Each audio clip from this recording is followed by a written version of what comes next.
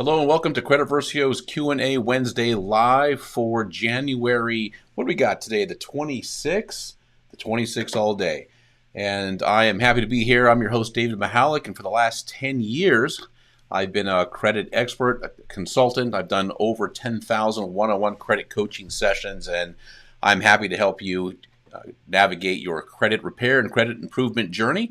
So we're here today to talk about whatever you like. If you're seeing this video, if you're here for the first time, you probably got an invitation in your email to join us. Every week we invite all the new people who just signed up for a Credit Versio account to join us. And sometimes I'm by myself. We talk just pure credit repair. Sometimes I've got my friend John Olsheimer with me. He's America's #1 credit expert, formerly with FICO and Equifax. And we'll just do credit education questions. But today's kind of a free-for-all. It's all about you. Whatever you want to ask me, I'll answer. And I usually come into this with an agenda, usually some great questions from the week, which I'm going to talk about today. I'm going to throw those up. But first, a little bit of housekeeping. I've got some very exciting news. Now, if you're with us for the first time, this might not mean much to you, but every now and then we have a group of regulars that shows up. And by the way, we do have quite a few people watching, so please take a second, introduce yourself, let me know who you are.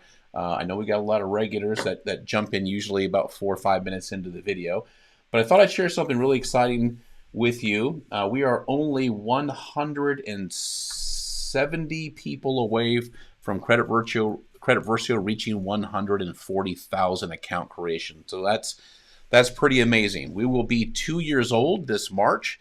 2 years. What I mean by that is that was our launch date. Of course, we spent over 2 years in development. It took a long time to build the AI and the software for Credit Versio. And, excellent. Jeff Mason, welcome. Let me see if I can get you over here. I'm trying to get your comment on the screen, Jeff. Not having a lot of luck with it. I think we might have a little, hold on here. Okay, a little technical issue today. Well, anyway, Jeff, thank you for being here. So yes, it took two and a half years to develop Credit Versio. We launched on March 5th of 2020. So this March 5th, we will officially be 2 years old, and we will by then certainly roll past 140,000 account creations. And George, thank you for being here. Atlanta, all right. Hey, you know what? I love seeing people from Atlanta sign up. And the reason for that is in Georgia, credit repair is not legal at all. So there's 2 states in the United States where credit repair is a big no-no. Atlanta and South Carolina. So there's under no circumstances can that be done. I think lawyers can do it, but it has to be in conjunction with another service. You can't just straight up do credit repair. So it's nice to have access to Credit Versio in states where it's not allowed because it's not credit repair. Nobody here is performing any credit repair service. The software is guiding you through the process, and you get to do it yourself. Yeah, George, he says, I heard about that. Wow, this is really a little disappointing. For some reason, I can't get the comments to pop up on the screen here. Normally, that's a thing I can do. Okay, well, my apologies. I want to be able to throw the comments up here, but I can't. It's very strange. Mike, I see you're here. Welcome. Good to see you. Chris, welcome. Let's see. Gary, welcome from Miami, Florida. Sometime I'll tell my Florida story, but my girlfriend is from Fort Lauderdale, and I love Florida. I see Florida in my retirement future. Okay, so that's the first part of housekeeping. Is we are going to roll past 140,000 account creations. Very excited about that, and we're going to be moving offices, or we're upgrading a little bit. Nice office now, but we're going to get something a little bit nicer. We're moving out tomorrow. Day after tomorrow we're moving. So my next live that you see, totally different background. It won't look like what you're seeing here. Okay. Yeah, Nick, you can see the comments. You're probably seeing them in YouTube. What I'm saying is I can't get the comments on the screen so everybody can see them because we're multi-streaming right now. We've got YouTube and we've got people from our Facebook page watching at the same time. And they just did this big update for the software that I'm using, and it came with some changes. So we had some hiccups yesterday. I was broadcasting. In fact, this is going to lead me into the next thing I'm going to talk about. Is yesterday I did a live broadcast with my friend John Olsheimer into the Credit Warriors group. It's the largest credit repair, credit improvement group on Facebook. It's 550,000 members, and they love us, promote us all the time, because they're all about helping people fix their own credits. One of the great things about where we are right now with Credit Versio and just software in general is it's so much better than people at reading a credit report, analyzing it, figuring out what's disputable. You know, I know that we all come into the credit repair space, and I'm speaking from personal experience. I've been in this industry for 10 years, but I came into this industry as a credit repair client. So I had just about everything on my credit report except bankruptcy, but collections, charge-off, foreclosure, short sales, I mean, you name it, I had it. So that's how I fell in love with this industry. And yeah, we would love to see everything fall off our credit reports. Man, I was impatient too. That's why I can completely relate to everybody who's going through the repair process. Because I remember month one results, I got pretty much all my collections off except for maybe one or two. I had a lot of them. I'll admit, I had a lot of them. Some of them were paid, most of them were not. And I was like, when's this going to come off? When's this going to come off? And, you know, about 60, 70% of it did eventually come off. I wanted everything, but don't we all? You know, love to have a clean slate. Doesn't work that way. But one of the great things about Credit Versio, and if you're using it, you understand this, is that, man, the software's slick. And it's scanning that all your data on your credit reports, and it's giving you those suggested reasons. I'm telling you, you'll hear me say this in the tutorial videos. If my voice sounds familiar, I did the tutorial videos too, and also the coaching videos, that always the best dispute reason is the one that explains why the account shouldn't be there. So if you're looking at something on your credit report and like, oh, for sure, this isn't my late payment, I didn't do this, or this debt's not mine, like real legit stuff where you might even have some proof, that's your dispute reason right there. Go with the custom reason. But if not, Credit Versio's got two types of disputes. And if you've gone through everything, you know this, so bear with me. I'm really directing this more towards the new people who are watching this, that there's really two kinds of disputes. One is the error dispute, and you'll see it. It'll say like late payment error. You'll see that word error. And what that means is Credit Versio scanned through all three bureaus and said, this stuff doesn't line up, or we know this to be some kind of an error of the Fair Credit Reporting Act. And if that doesn't exist, because not all accounts have errors, in fact, most of them don't. The next one is just the plain suggested reason. Well, I say plain because it shouldn't say plain, because what that suggested reason is operating off of is massive amounts of data. So you just heard me say a second ago, unless you just joined us, that Credit Versio is almost, in fact, probably by tonight, maybe early tomorrow morning, we will have passed 140,000 accounts created. We've also tracked millions and millions of disputes. So because it's software, because it's not people looking at credit reports, it's software, it's putting things in proper categories. Like, we had this American Express card with this kind of negative information. Here is the dispute that was used. And it tracks thousands of those and says, here was the best dispute reason.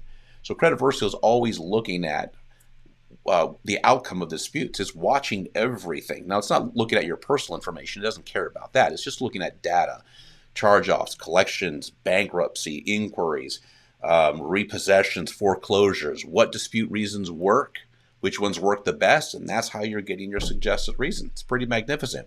Okay, let's see. So George, I'm going to get into a couple questions that we see here. Bear with me today because I'm not able to put the questions up on the screen. I will get that fixed at some point. Restream Credit Versio. Let me see here if I can. Maybe I can fix this. Doesn't look like I can.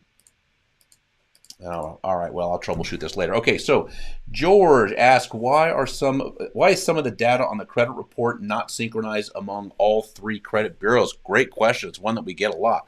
So the simple answer is you're almost never going to see that because the credit bureaus are three completely separate companies. Okay, so put that off to the side. You got bureaus that are three separate companies. Also, there is no obligation for data furnishers. So this is what we call creditors. This is what we call anybody who supplies information to the credit bureaus. It could be for public records. It's LexisNexis, SageStream, which have merged together. They'll provide your bankruptcy information, if there is one. County courthouses, if there's child support, even parking tickets. I haven't seen that in a little while.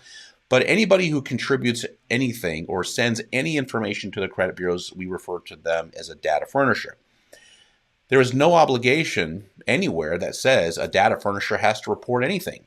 They can report to one bureau, two, they can report to three if they want to. The only requirement is that if they decide to report, they have to follow all the laws and the guidelines and the FCRA and everything that's involved in reporting data to the bureaus. So George, going back to your question, the reason why you're going to see data different among bureaus is because that's your data furnishers right there. There are creditors who just report to one bureau. They might report only to TransUnion. So you'll only have you'll have bureaus that have completely different information. Now, why are the scores different? Well, there's two reasons for the scores being different across all three bureaus. It's really rare. I mean, it happens. I see it every once in a blue moon. Usually it's with very thin files, meaning they have 2-3 accounts. But typically, even the bureaus are going to have different models of FICO, different formula of Vantage score. So even if you have the same information across all three bureaus, your scores can still be different because they have their own way of calculating scores that can be just slightly different. So I can dive into that more, George, if you like, but hopefully that answers your question. What's the comment to get a bankruptcy removed? There is no such comment to get a bankruptcy removed, Gary. So let me back up. One of the things that is really important to do on these live Q&As, one of the things that I spend a lot of my time doing, same thing with John Alzheimer when he comes on board with me. And the reason why I brought my friend John on here is because he spent years at FICO and Equifax. So you got a lot of chatter in the YouTube space and social media with people who don't have any qualifications, any certifications. They don't come from the industry. And as John likes to say, they're standing in front of fancy cars they don't own, in front of fancy houses they don't own, and they're talking about how you can get anything off of a credit report. And the fact of the matter is that's just not true. Here's what the Fair Credit Reporting Act says. Anything can be deleted from a credit report if it cannot be verified. Okay, that's a big one. And frankly, that's how most things get deleted from credit reports. They're just not verifiable. When you send in a dispute, sometimes the credit bureau just has certain auto-delete defaults where they're just not even going to do an investigation. They're not going to even send it to the data furnisher. They'll just delete it. Okay, so verification. The big one is it accurate? Okay, if you dispute something, it goes to the data furnisher. Is there a mistake and can they fix it? Well, there might be a mistake, but what if they fix it? So they might be able to fix it. So unless there's some kind of an error on your bankruptcy, who asked that question? Was that, let's see. Oh, wow, these are moving up quite a lot of questions. Gary, sorry, Gary. Yeah, it took me a second to find you there. That's why I wish I could get the comments back up on the screen. Yeah, so Gary, you're really disputing, unless there's something wrong, unless there's something egregiously wrong about your bankruptcy, meaning it's not yours, it's not supposed to be there, that maybe the dates are wrong, dispute it like you would dispute anything else. Credit Versio is going to give you a dispute reason. Now, let me save you the time and the trouble and the energy and the false hope. Freezing your Sage Stream, freezing your LexisNexis does not prevent the bureaus from accessing the data. This is a credit repair myth that just will not die, and it is pure fantasy. So don't think that you're going to freeze Sage Stream and LexisNexis and suddenly Experian, Equifax, and TransUnion are going to go, oh my gosh, we can't verify this bankruptcy. We better remove it. Doesn't work. Doesn't work that way. We've been saying this for probably a decade now. It doesn't work that way. But like I said, it won't die. Legitimate dispute. Keep your fingers crossed that you have success. TransUnion most of the time does have an auto-delete default on bankruptcy. So one of the things you'll see a lot, and this gets people really excited when they do their first round or second round dispute and they see that bankruptcy come off TransUnion. They're like, man, here we go. I got 1 out of 3 down. And they don't realize that the bureaus have very different methods of investigation. So they do things very differently, which explains why you can get something deleted from, say, Equifax, but Experian and TransUnion don't move. They've decided that the information is being reported accurately. They're getting maybe a little bit different story from the data furnisher. So for lack of a better expression, sometimes it's just a crapshoot. Okay. Let me go scroll up a little bit. I just want to make sure I'm not missing anybody's question here. Let's see. Comments. Okay. Only bureaus have left to tackle this experience starting in March. We'll hit it again. This is from Mike. Mike's a regular. Good to see you again. Okay. Okay, George, what is FICO versus credit score? Well, FICO is a credit score. Maybe you meant to ask what's the difference between FICO and Vantage Score. If that's the case, let me know. JL, hi Dave. How do I find the date of when a negative count is supposed to fall off? Yes. Okay. That is called the DOFD, or also referred to as the anchor date. So DOFD is the date of first delinquency. So what starts that 7-year countdown is that 30-day late that then goes to the 60, then the 90, then maybe the 120, and then eventually collection charge-off status. Typically, let's just assume that's the typical course or typical lifespan of an account as it goes into the default process. So that 30-day late, that's your anchor date. That's called the DOFD. It's 7 years from that. And you might already know that, but to answer your question, JL, how do you find that? Problem is we don't see that on consumer credit reports or called consumer disclosure reports. Where you will see that is if you order a credit report directly from the bureaus. Now I know they like to email stuff nowadays, but if you reach out to the bureaus directly, have them send you a credit report, you might be able to see it on annualcreditreport.com. But when you get a real credit report from the bureaus, just pure data, there's no score or anything like that, on the far right column, it'll say this is due to report until, and it'll give you a date right there. That's calculating or being calculated from the DOFD, or AKA the anchor date. All right, let's see. Okay, scrolling up here. Negative account supposed to.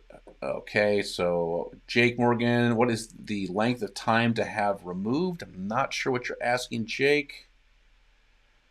Okay, Chris, Verizon Wireless is supposed to have removed from credit report on 9/27/2021. So should I dispute it or just wait for another few weeks?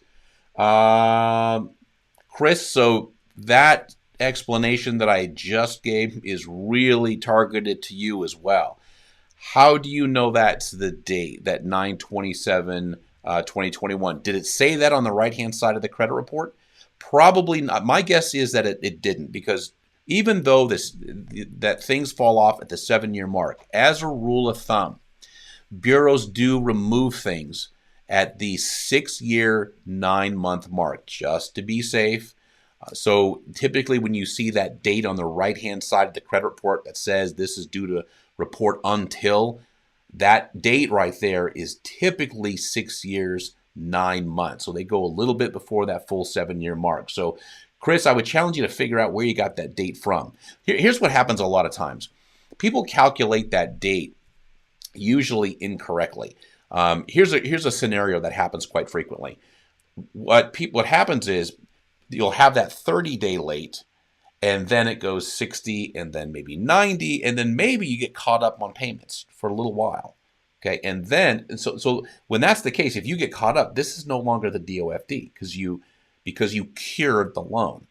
So let's say you make some payments for a while. I've seen this happen a lot with auto loans. For whatever reason, this is a very popular thing for auto loans before they go into repossession, is people think it's a lot older than it is, and then they forget that, oh yeah, I did make some late payments back in 2017, so that's when it should fall off. But they forget they cured the loan, and then a whole new set of 30s, then 60, then 90, and eventually it goes into a collection charge-off status, which is how repossessions are categorized on credit reports. So Chris, I would challenge you to figure out where you got that date from. But if that is the case, if it's overdue, it's very rare for items to stay on credit reports longer than the 7 years, because that DOFD, that anchor date, that's hard-coded into the Metro 2. So the bureaus can see that. They know, even with third-party collections, they clearly understand when these accounts are supposed to come off, unless it's been manipulated, but you don't really see that with a solid data furnisher like Verizon. If it was some like cheesy third-party collection company, maybe, but still, the penalties are pretty hardcore for re-aging a debt. So you're not going to see that happen very often. Okay, let's see. What is the length of time to have credit removed that is negative? 7 years, Jake. 7 years from the anchor date. I love it that we're all kind of focusing on this one topic right here. Let's see. What are the intervals of the report cycles? Do they operate like credit card billing cycles? No. Actually, there's no such thing as a report cycle. So a credit report, let me explain how data works from data furnishers to credit bureaus. So data furnishers are constantly providing, we sometimes refer to it as tape, but it's just data. So data furnishers, every day, there's about 15,000 data furnishers that report information to the credit bureaus. Just daily, just tons and tons and tons of data going into the credit bureaus. Think of the credit bureaus as a big file cabinet in the sky, a big storage center in the cloud. And all they do is store tremendous amounts of data. Now, who answered that question? George, okay, asked the question. So George, so you don't have a credit report. You, me, everybody watching, we don't have a credit report sitting waiting for somebody to get it. Okay, it doesn't happen. When we think of a credit report, we know we have a credit file. And let's say I go to, let me give the illustration of going to a car dealership. Okay, so I go to a car dealership, I'm going to buy a car. We think, okay, so they're going to push a couple of buttons and someone's going to reach in and grab my credit report digitally and pull it out. It's not the way that it works. Your credit report, my credit report, everybody's credit report does not exist until the moment it is requested. A credit report is a query, meaning it's created, it's generated at that moment in time. So let's say I go to buy a car, the F&I guy's behind the computer, he enters all my information. What his software does is reaches out to, let's say it's Experian. So when I bought my car about a year ago, they just pulled an Experian credit report because the lender was Wells Fargo. So Wells Fargo reached out to Experian and said, hey, I need a credit report for David Michalek. Here's his social, date of birth, and there's all kinds of identity markers that Wells Fargo sends over. And Experian goes, okay, we've got David's information. Let's now dive into our big pool of data, and we'll pull out all the information on David Michalek. Okay, that's how it works. So that credit report is generated at that moment in time. And then as it comes back, inside of Wells Fargo's software is whatever version of FICO or Vantage they're using. In this case, it was a FICO Auto 8 score that was used to assess my data. And at that moment, my score was created. So the takeaway from here is your credit report is dynamic. It is a query, and it can be different from one day to the next. So my credit report today could be different tomorrow if one of my data furnishers updates something tonight. So let's say I have, let's just add no late payments at all on my credit report, and tomorrow morning, one of my data furnishers, let's say I'm late on my American Express, and they report a 30-day late. Okay, now the credit report that I get tomorrow is going to be different. And guess what else is going to be different? My score. Score is also going to be different too. Okay, so hope that answers your question. All right, let's see. So George, intervals. Okay, great. Jeff Mason, Bank of America keeps updating the balance on an account they sold to collection agency. The score goes down a few points every time. Do they keep the account active after charging them off? Not unless you are in a Chapter 13. That's the only time that balances are updated. So the way that, so what is this, Jeff? Is this a credit card? So keeps updating the balance on an account they sold to a collection agency. It's very, very uncommon. Yeah, like I said, the only time you see original creditors, like a Bank of America would be an original creditor. A Midland Funding or an LVNV would be a collection company. Typically, so Jeff, your answer is yes, that is a credit card? Several years ago. Very bizarre. Okay, so I'm going to talk about two things. One is score migration, and the other thing is payment status on account. So I'm assuming that this Bank of America account is a charge-off, a collection charge-off. If that's the case, that's a final status. Okay, if you're saying yes to a charge-off, then nothing else that is done to it is going to change anything. Even though it would be incredibly unusual for balances to move. In fact, it should have a zero balance. The score goes down a few points. Is it, yeah, okay, so Jeff is saying my FICO says it's from B of A, maybe. I wouldn't put a lot of stock into what they're saying. There's literally hundreds and hundreds of variables that are going into your score. I'd probably have to see it, but if it's a collection charge-off, that's an account that's set in what's called terminal default. It's done. Okay, it's a collection charge-off. It's not changing. You're actually putting distance between you and the time of that charge-off, which is curing. It's not making the account any better. It's just getting less impactful in your credit report. So if you've got movement in score, that's more likely to be just score migration. Scores go up and down. 25 points a month is considered to be a very normal score migration. Most of the time, Jeff, that's just caused by credit card balances. And there could be other factors in it, but I wouldn't read too much into it. Let's see.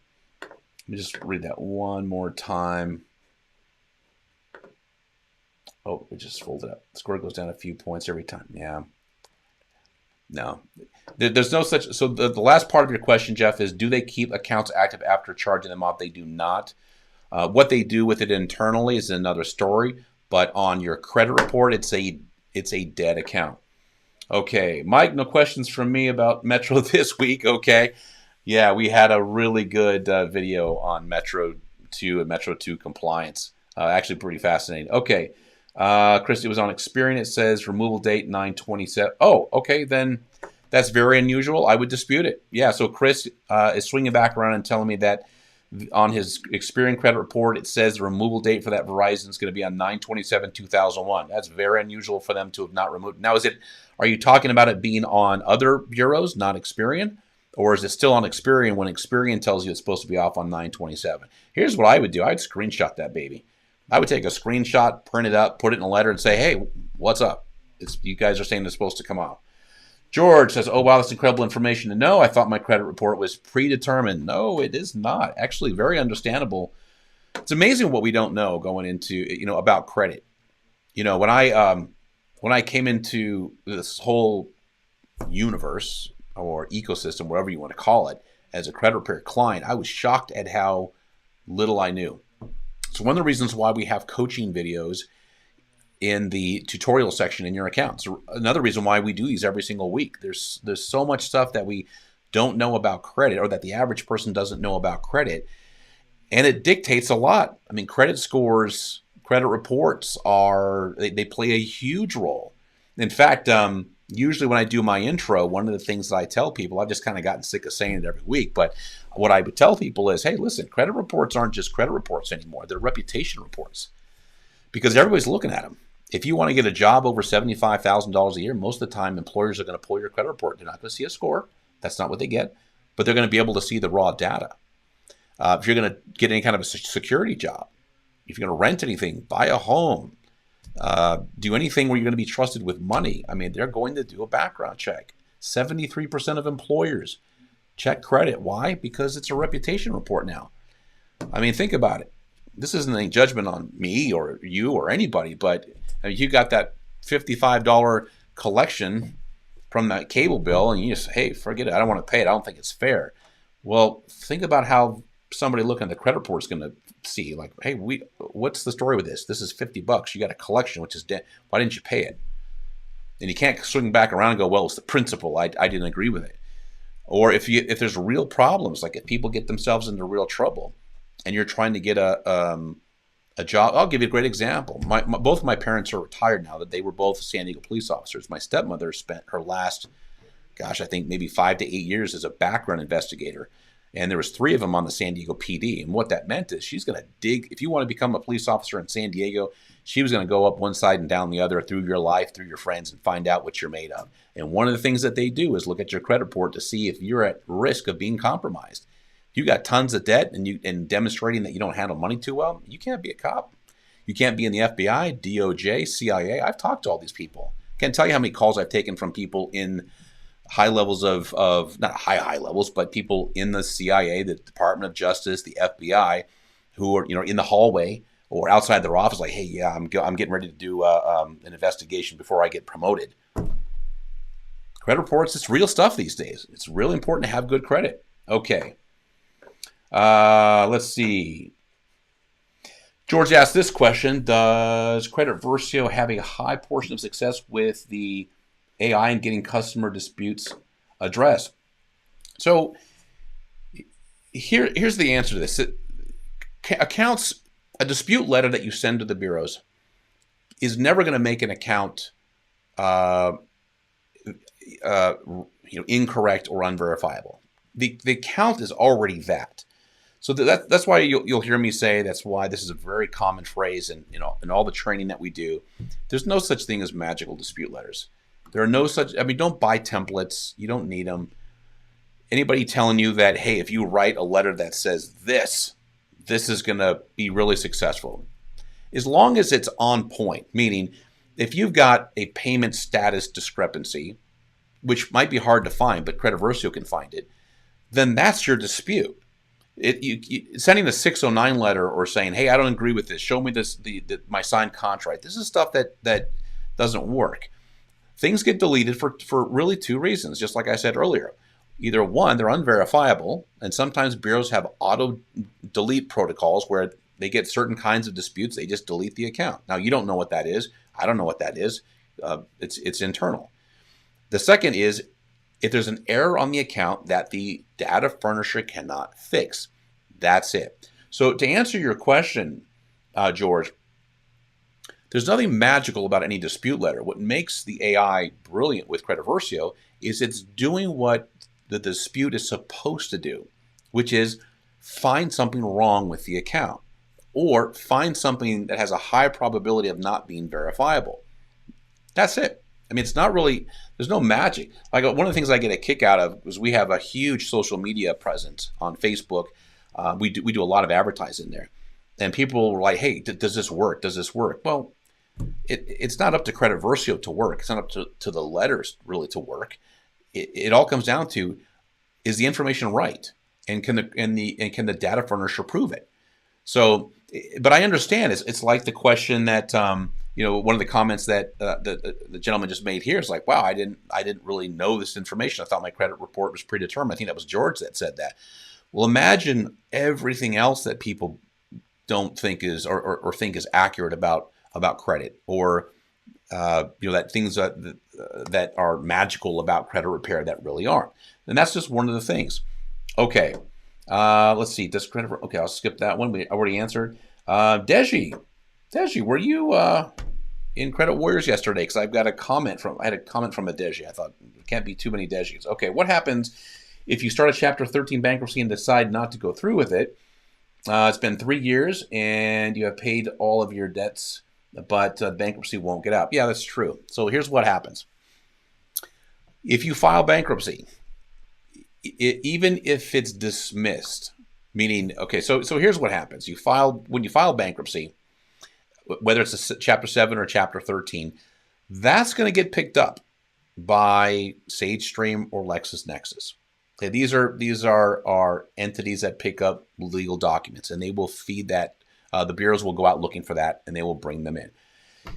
Let's keep in mind what a credit report and a credit score is designed to do. It's designed to assess risk.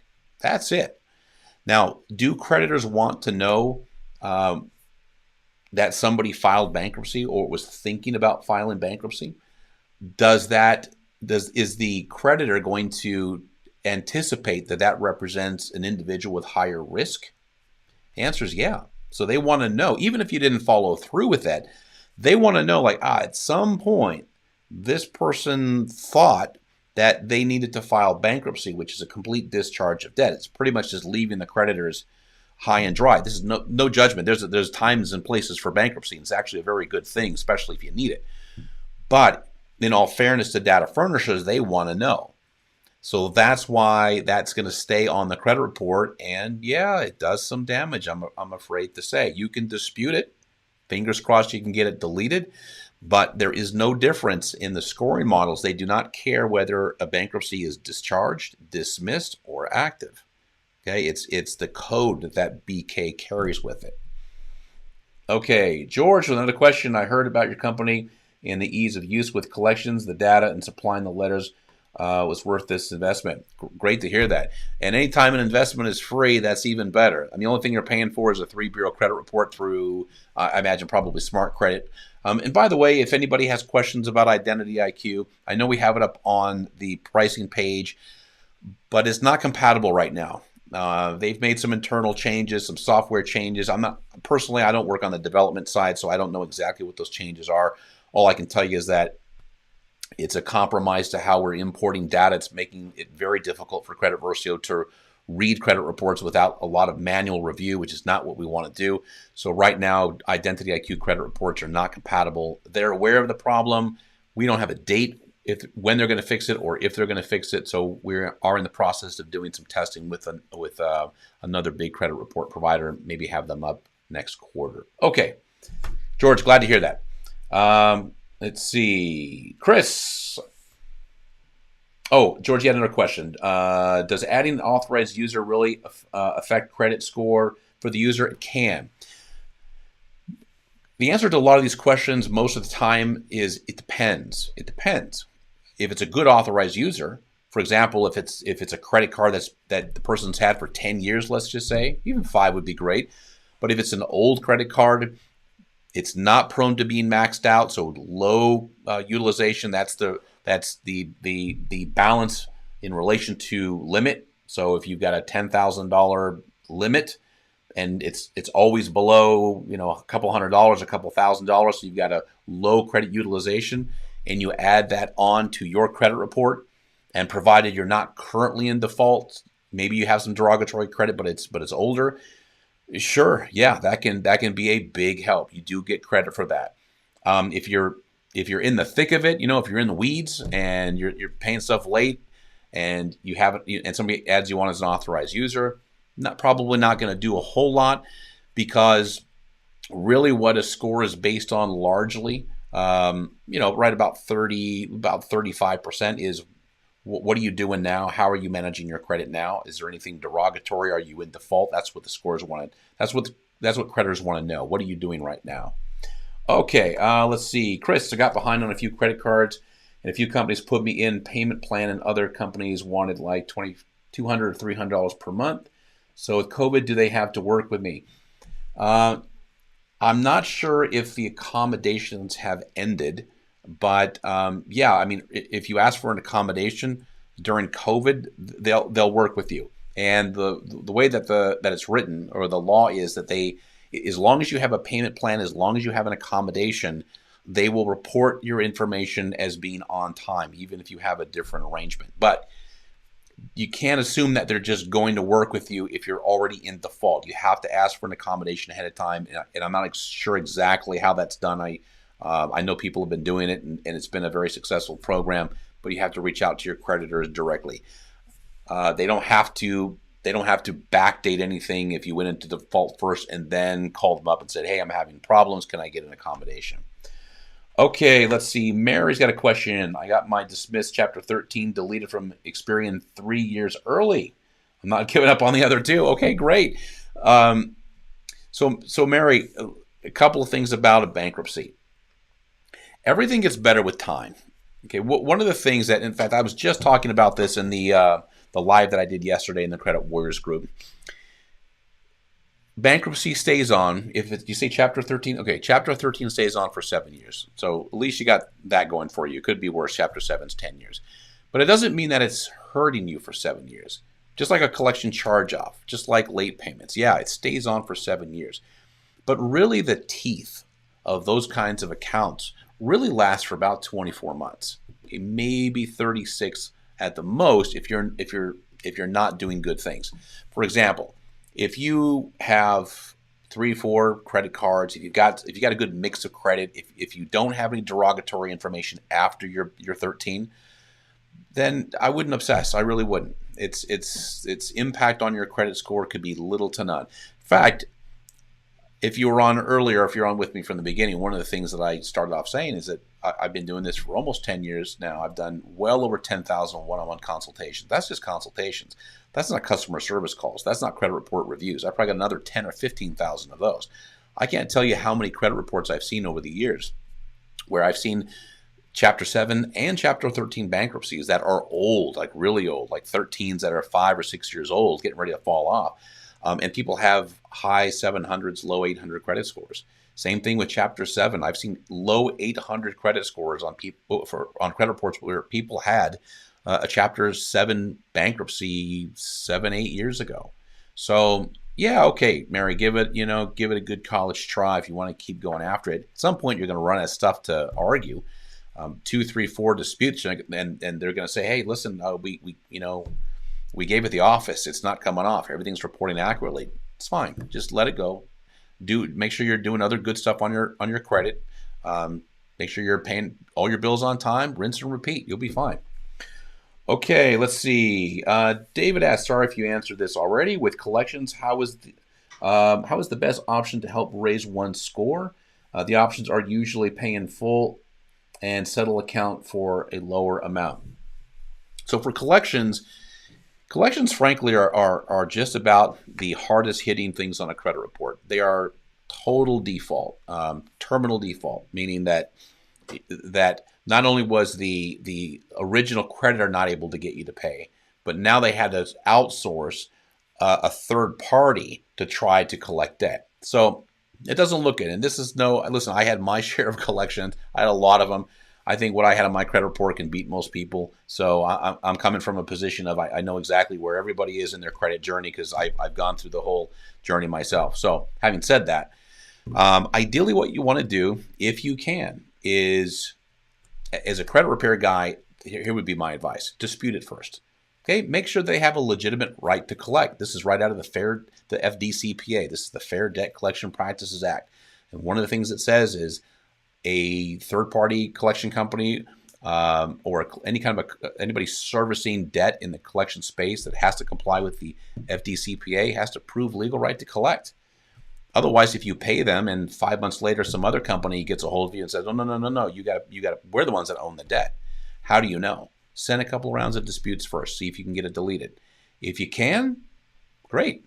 If you can't, then what I would do is reach out to them, say, "Hey, listen, I'm not in the business of negotiating debt, so do your own research on this. But if it were me, I might say, hey, listen, I can pay this off now. I got 30 cents on the dollar.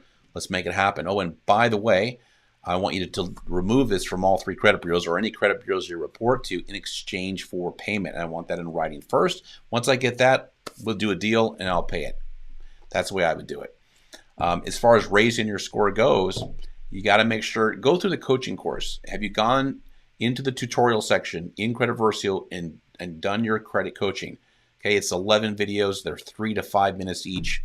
It's gonna change your life. You're gonna understand how scores work, why things work the way that they do, what to do, what not to do. It's all right there. But you'd be surprised. Raising your score is really just some common sense stuff, like pay things on time, don't overextend on your credit card debt. It's real simple stuff. It's not that complicated. Okay. Miriam, Merrick Bank charged my credit card off 2.5 years ago, and balance reports every month.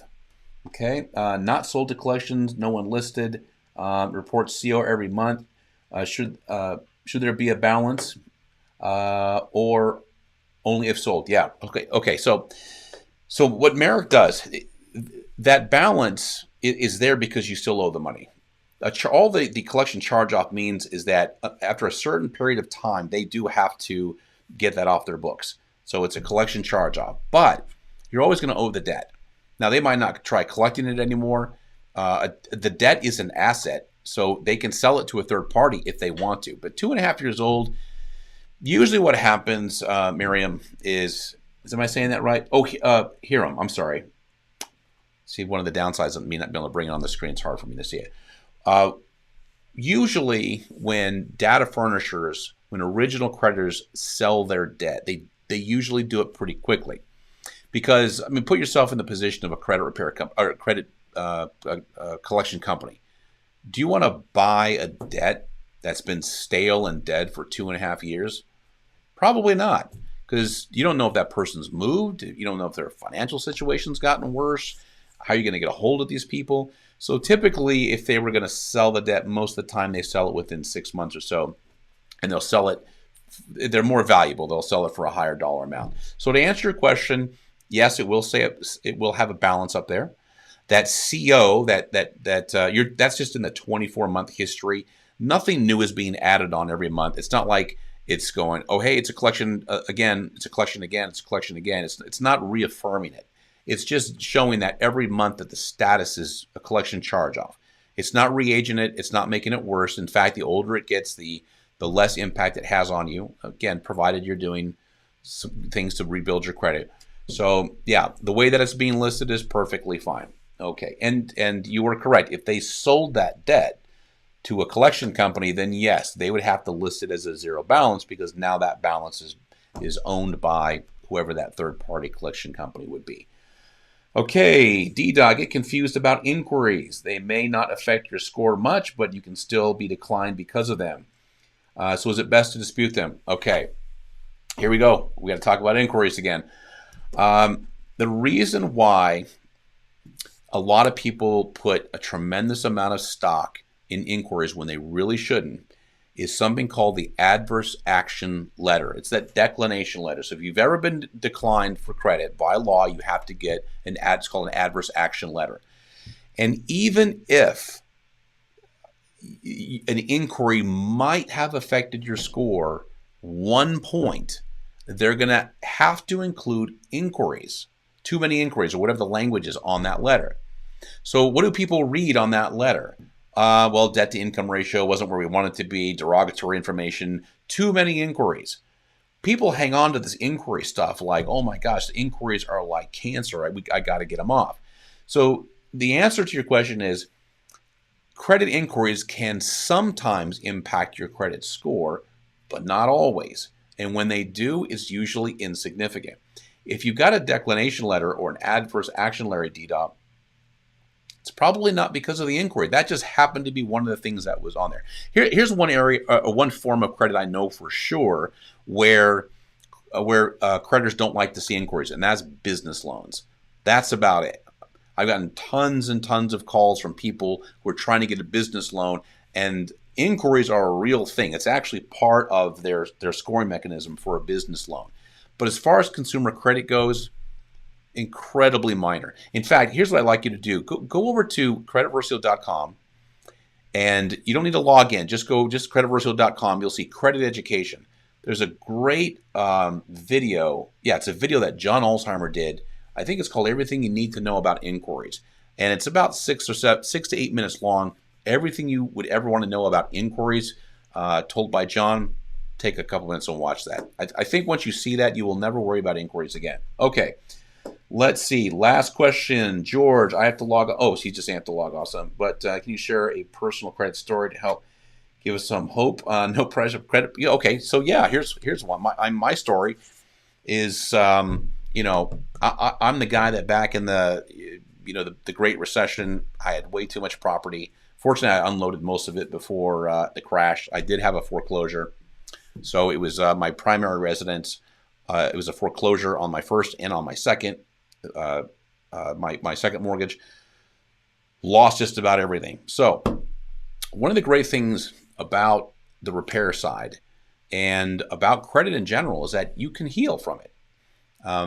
Even though this stuff stays on for 7 years, doesn't mean you can't recover from it. So a combination of repair, removing as much information, much negative information as you can that's not compliant, that isn't verifiable, that might have mistakes. That's what Credit Versio is for. That's what the dispute process is for. I mean, Credit Versio makes it a lot easier, but you don't have to have Credit Versio to do your own credit repair. It just makes it a lot faster and a lot easier and keeps you organized. And learning how credit works. And these are some of my favorite stories, watching people go through this repair process and really getting a handle on how credit works and being able to recover and make smart decisions. I'm obsessive about my credit now. Like on my phone here, I don't know that you can see it. Hold on. It might be out of... Okay, so here's my... Can you see that? Yeah, it's a little blurry. But here are all my credit card apps right here. So I look at them, no joke, about once a day. I'm like, okay, just want to make sure everything's right. Just got everything's paid. I pay all my credit cards off in full with very rare exceptions. So, you know, be obsessive about your credit. I also have, I don't know if you can see this on my phone too. Right there, Experian.com. Okay, I have a monitoring service. If you're using Credit Versio, you've got smart credit, great, keep it. You know, keep it even after you're done with your repair. Keep something. If it's not smart credit, get Experian, get some. But have, and it costs money. Yeah, it does. I mean, you can get your free stuff from Credit Karma. You can get a free account with Experian.com, and that way you'll have all three bureaus. Do it that way if you want. It doesn't matter. But just have something so you can always keep an eye on your credit. Okay. Thank you so much. We're going a little bit longer than I normally go, but I hope you got a lot of great information out of the live today. Next week, Wednesday, we'll be back again in our new digs. So background's probably going to change, and lighting will probably be a little bit different. And I'll look forward to seeing you on the next call. Thank you so much for joining me today, and I'll see you next time.